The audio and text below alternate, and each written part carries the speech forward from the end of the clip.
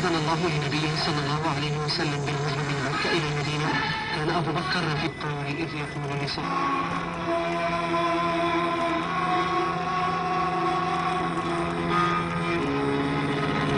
رحاب الهدى.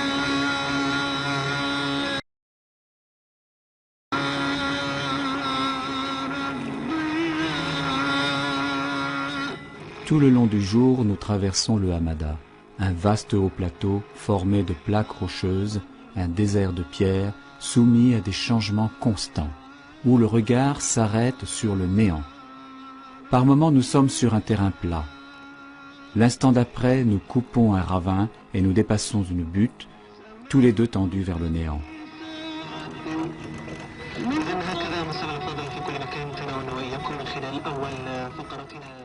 Loin de tout, hors du temps.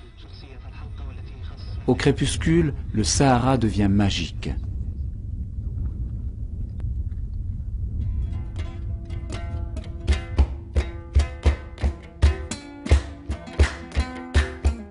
Le grand massif du Tassili, dans le sud de l'Algérie, est connu pour être le plus vaste site de l'art préhistorique.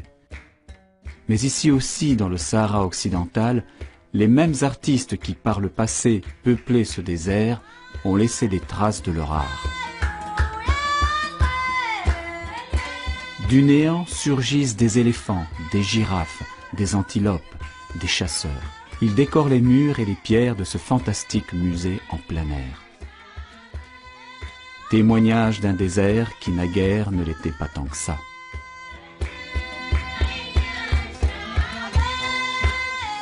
Les rares recherches archéologiques réalisées au cours de ces dernières années ont permis de faire remonter ces exemples d'art rupestre à l'Holocène, il y a environ 9000, 10 000 ans.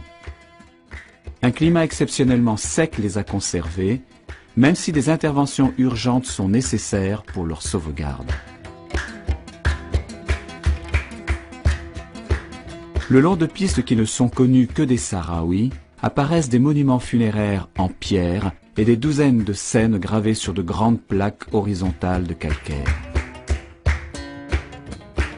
On y voit des animaux gracieux, hauts de 30 à 40 cm, gravés avec des lignes extrêmement pures et naturelles.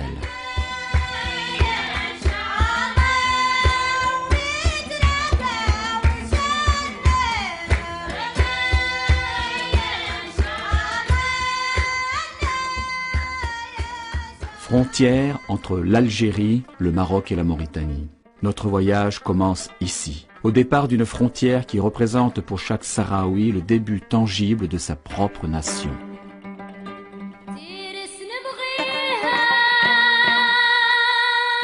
Au-delà de cette colonne s'ouvre le Sahara occidental. Environ 70% de ce territoire, 200 000 km², est occupé illégalement par le Maroc. À l'est, dans les 30% restants, 86 000 km², les zones libérées par le Front Polisario.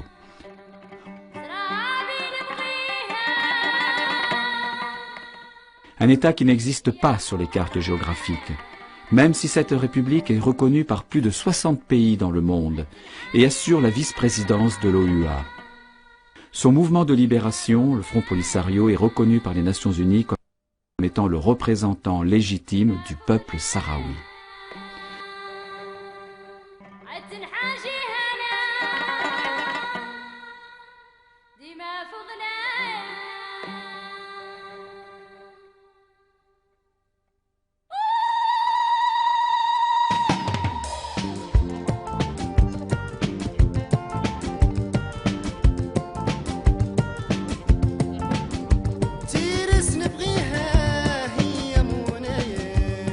Sahara occidental, ancienne colonie espagnole.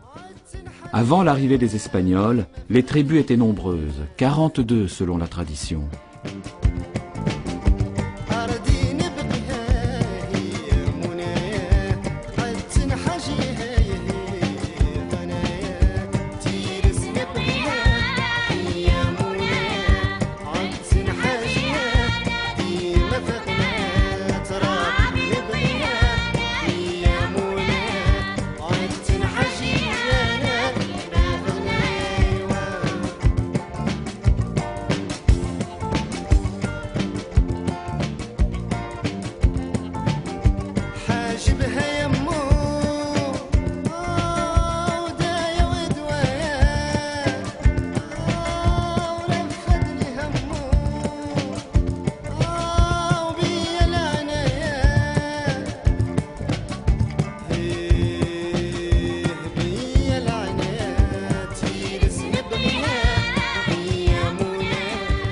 Les Sahraouis, nomades ou sédentaires, vivaient dans la zone du Sahara occidental, des rives de l'Atlantique jusqu'à Tindouf dans le sud de l'Algérie. Aujourd'hui encore, les nomades sont des bergers à la recherche de pluies insuffisantes, des éleveurs de troupeaux de chèvres ou de dromadaires, toujours en quête de pâturage. Leur vie est rythmée par les transhumances saisonnières à la recherche des pluies, ou de ce dont ils ont le plus besoin, herbes, sel, eau.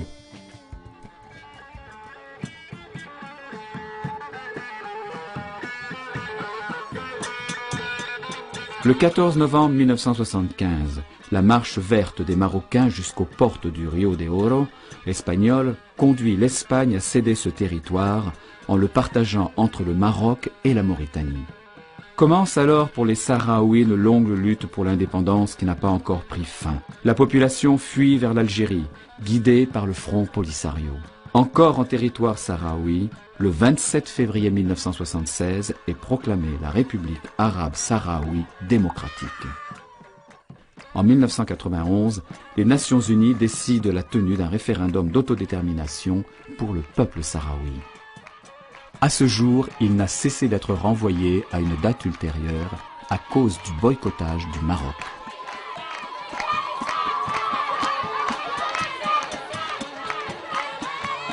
Des dizaines de milliers de réfugiés sahraouis vivent dans l'instabilité des camps qui entourent Tindouf en Algérie.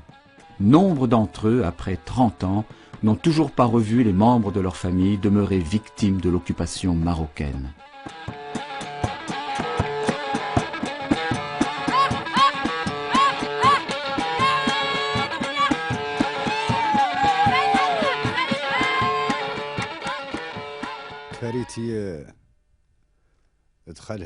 Tifariti a été envahi, tout comme le Sahara occidental, par le Maroc. Libérée une première fois, reconquise par les Marocains, elle est redevenue définitivement nôtre en 1979 après une longue bataille.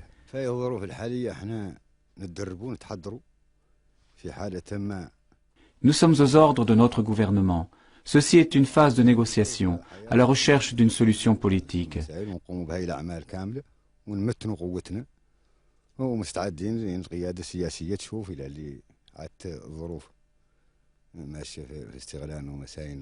Comme tous les États, nous maintenons une armée en état de combattre, prête à recommencer éventuellement la guerre. Nous tâchons de faire vivre aux civils et aux nomades de cette zone une vie normale, résoudre le problème de l'eau, épurer le terrain des mines. Les infrastructures que nous sommes en train de créer à Tifariti nous permettront de revenir vivre dans ces territoires libérés.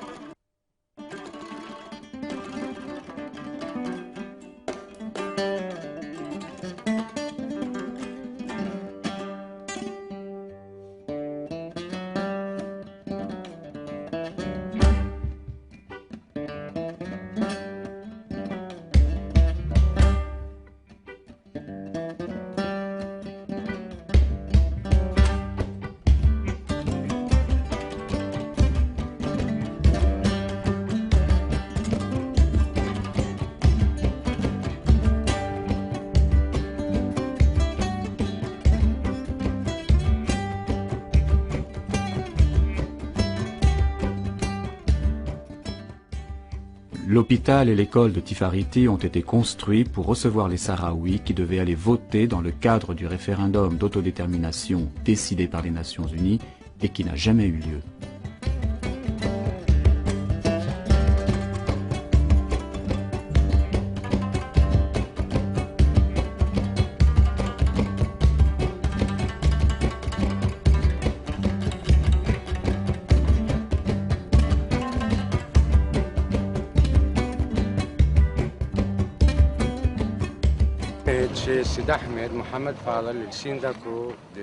Sid Ahmed Mohamed est le maire de Bir Tirisit à 10 km de Tifariti. Comme vous le voyez, il y a déjà toute une série de bâtiments construits, des magasins, un dispensaire, Et des familles y habitent déjà. كم عدد الوجيه؟ حوالي 150 عائلة بعد هي الموجودة في المنطقة. هي الزقني. Intorno a questa Autour de cette petite ville, il y a 150 familles, soit sédentaires, soit nomades. intorno a 150 famiglie. وحياتهم شنو معيشتهم؟ عادية الأرض أنت تربية المواشي فيها تبتاب التجارة شوية تجارة. Ci sono, come vedete, Certaines d'entre elles exercent des activités commerciales, mais la plupart s'occupent d'élevage de chameaux et de chèvres, surtout parce qu'il y a ici de l'eau et que nous sommes proches de Tifariti. molto vicine a Tifariti.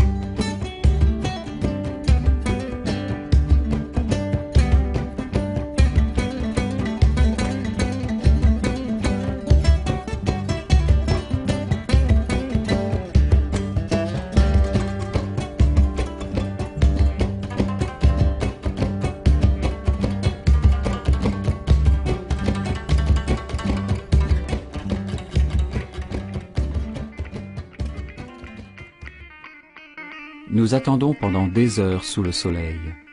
Puis nous partons à l'improviste, sans être avertis. L'armée du Polisario possède environ 20 000 hommes.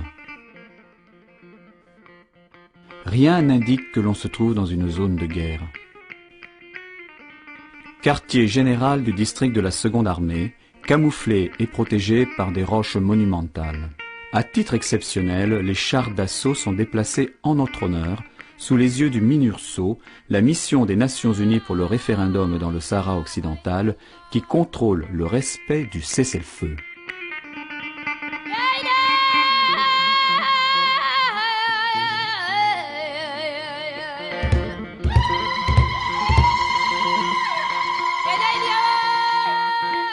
Un mur peut prendre de nombreuses formes. Il peut être fait de 2400 km de terre entouré d'environ 3 millions de mines, ou il peut être également un mur de silence. Pour empêcher les actions de guérilla du Front Polisario au sein du territoire occupé par le Maroc, en 1980, le roi Hassan II entreprit la stratégie des murs de sable. Il serpente sur un parcours de 2400 km du sud du Maroc jusqu'à la côte atlantique, à la frontière de la Mauritanie, en clôturant environ 200 000 km². Les murs sont faits de sable et de pierraille, précédés par des champs de mines, beaucoup d'entre elles étant de fabrication italienne et contrôlées par des systèmes électroniques de surveillance et des postes de garde armés disposés à intervalles réguliers. Il y a 135 000 soldats marocains tout le long du mur, engendrant un coût de 1 million de dollars par jour pour protéger illégalement des côtes aux eaux très poissonneuses, un territoire riche en phosphate et même aujourd'hui en pétrole. En plus de diviser le peuple sahraoui depuis 30 ans, le mur a aussi modifié leur mode de vie en empêchant la transhumance des moutons et des dromadaires des 10 000 nomades environ qui vivent encore dans cette zone malgré les mines.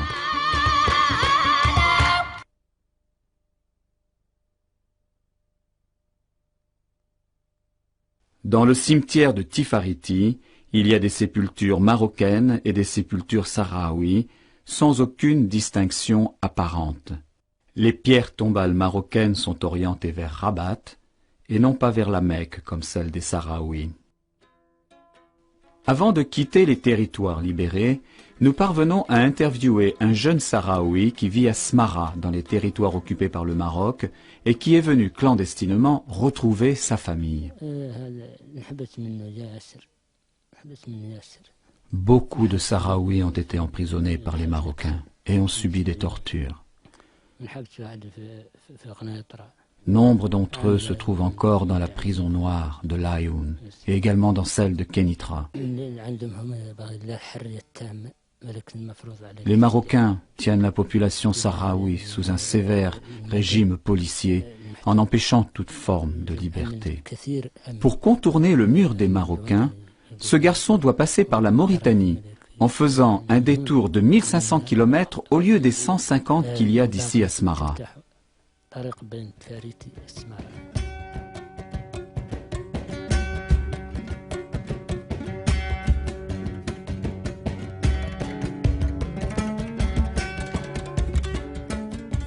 Nous arrivons à l'aube au camp situé dans le sud de l'Algérie où vivent environ 300 000 réfugiés sahraouis.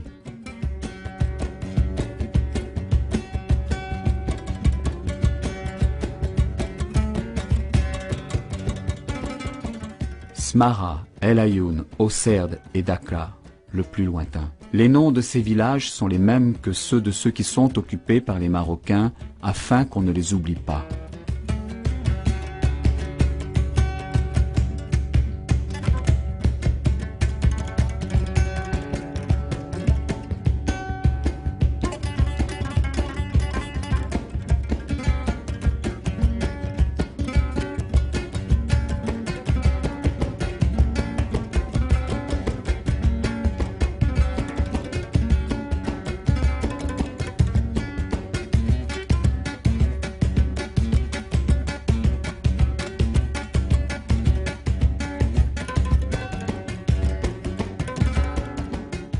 Le peuple sahraoui s'est doté d'instruments de liberté et de résistance au cœur de l'exil, en se donnant un gouvernement démocratique, une constitution qui encourage la tolérance religieuse et l'égalité entre les sexes.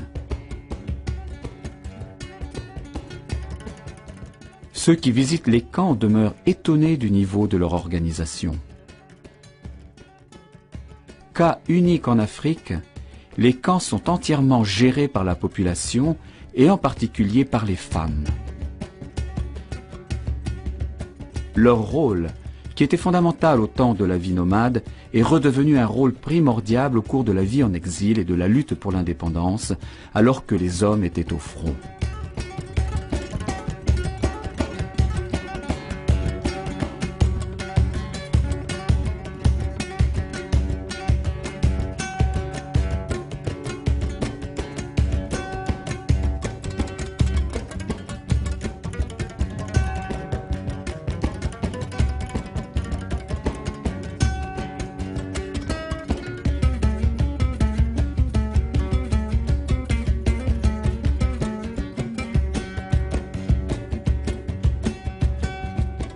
Les femmes sahraouis sont parmi les plus émancipées du monde musulman. Elles détiennent un quart des sièges au Parlement sahraoui. Elles ont créé des centres féminins de formation professionnelle et des centres de formation pour handicapés. Elles sont médecins, enseignantes, administratrices de villages.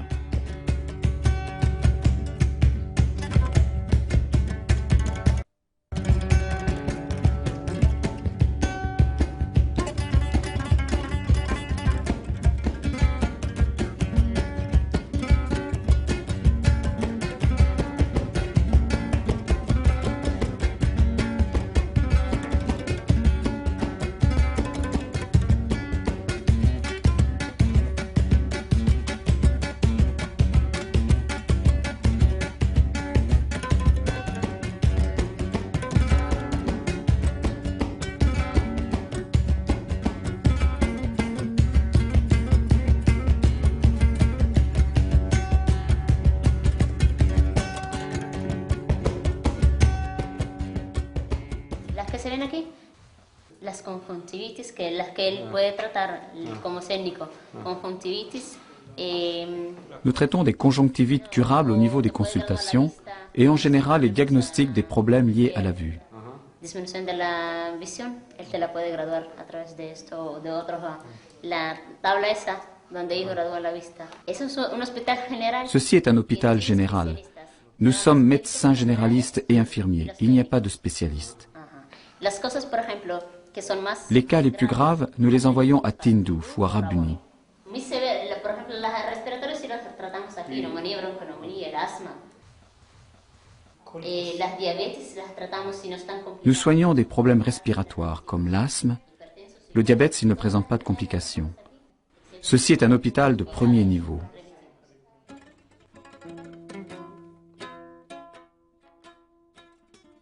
Devant survivre grâce aux aides humanitaires, surtout du riz, de la farine, un peu de légumes, un grand nombre de personnes souffrent de malnutrition chronique. Des 2500 calories nécessaires par jour, on n'en distribue que 250.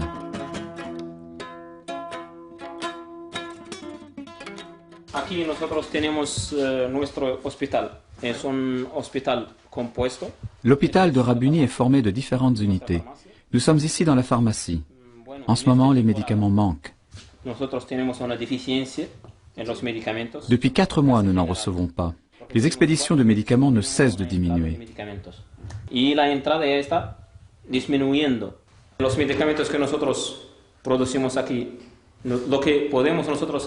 Dans notre laboratoire, nous sommes en mesure de produire environ 50 médicaments différents.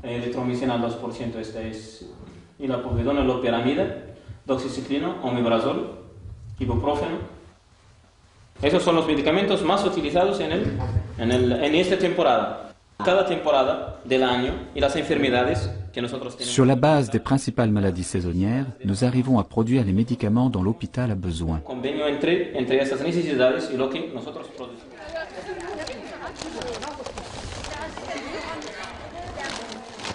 Les aides humanitaires dont dépend la vie dans les camps commencent à manquer. Quelqu'un a peut-être compris que cela pourrait finir par plier la résistance sahraoui.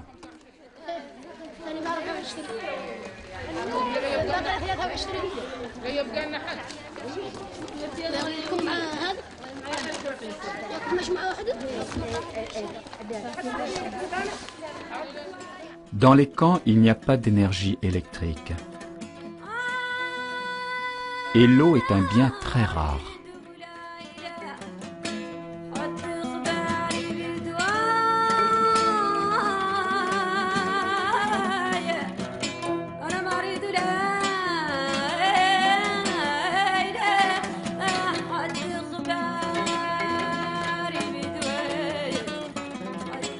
Aujourd'hui, les tentes sont de moins en moins nombreuses, remplacées par des bâtiments en briques de sable et par des toits de tôle. Autour des villages se trouvent les enclos pour le bétail.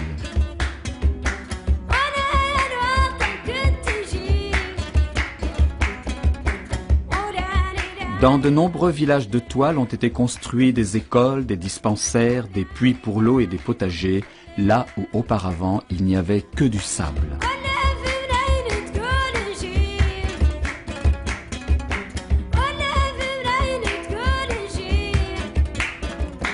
Comme nous l'explique ce paysan ici à Dakhla, on cultive les oignons. Mais à l'avenir, des carottes, des bêtes, du fourrage pour les dromadaires et les chèvres. Avant, toujours dans cette zone, il y avait un potager. Mais l'avancée du sable a tout détruit. Pour ceux qui travaillent ce terrain, le problème principal est le vent. Il manque une barrière, un mur contre le sirocco qui puisse empêcher le sable de pénétrer dans le potager et de tout détruire.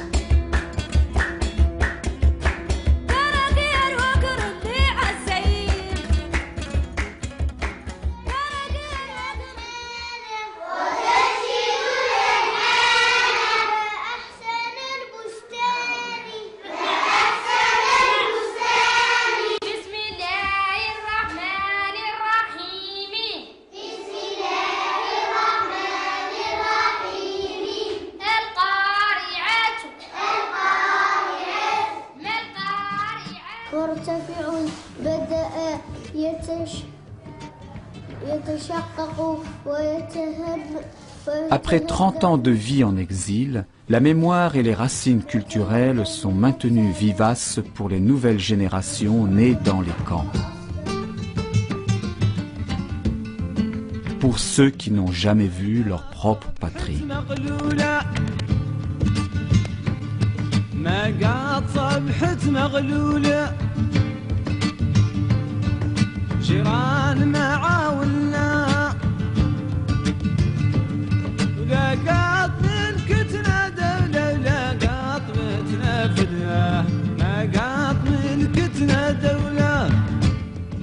La politique visant à sauvegarder la mémoire collective consiste à maintenir élevé le niveau de scolarisation avec un taux d'alphabétisation qui atteint les 95%, le plus élevé de tout le continent africain.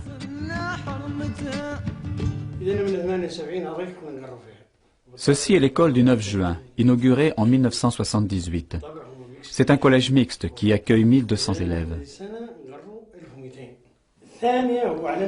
Plus de 70% des élèves de cette école sont allés au moins une fois à l'étranger grâce à la solidarité européenne. Et un de nos enfants a été invité à Genève pour l'année internationale de l'enfant réfugié. Un gros problème est le manque de couverture et de matelas dans les dortoirs. Et un autre encore est le manque d'équipements sportifs, de jeux, de télé, de vidéothèques. Pour les enfants qui reviennent de l'étranger, le monde n'est pas la guerre et le désert, mais les maisons, les trains, les avions. Ces enfants sont porteurs d'un message. Il faut entrer de nombreux citoyens européens en contact avec la réalité de notre peuple. Mais c'est également un choc psychologique pour eux que l'impact avec ce nouveau monde et le retour après à la réalité des camps. Ils ont besoin d'au moins 2 semaines pour se réadapter. Libérer l'être humain pour nous, cela signifie créer une personne libre, débarrassée de l'ignorance. Mais c'est surtout une personne tolérante qui comprend que le monde n'est pas seulement ce bout de désert où nous nous trouvons. Il y a d'autres personnes, d'autres cultures, d'autres religions. Il faut toutes les respecter. Tâchez de cohabiter avec la diversité des autres.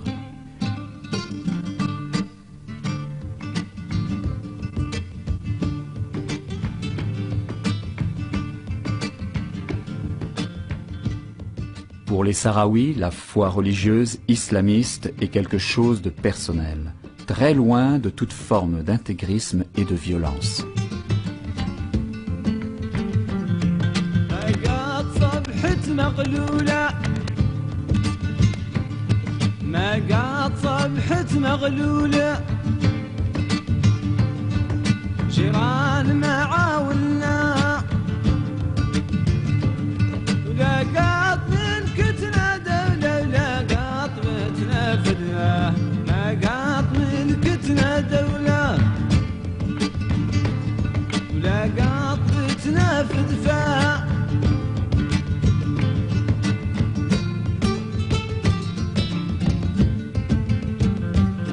لبلاد صلنا حرمتها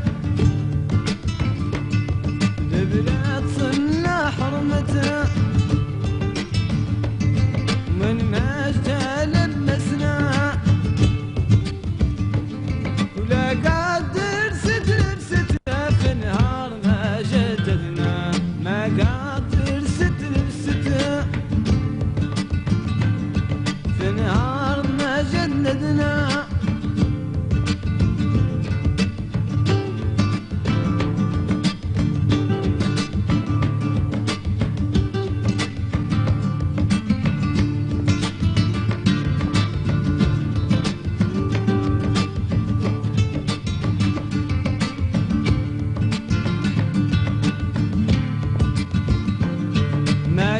قوة رازتنا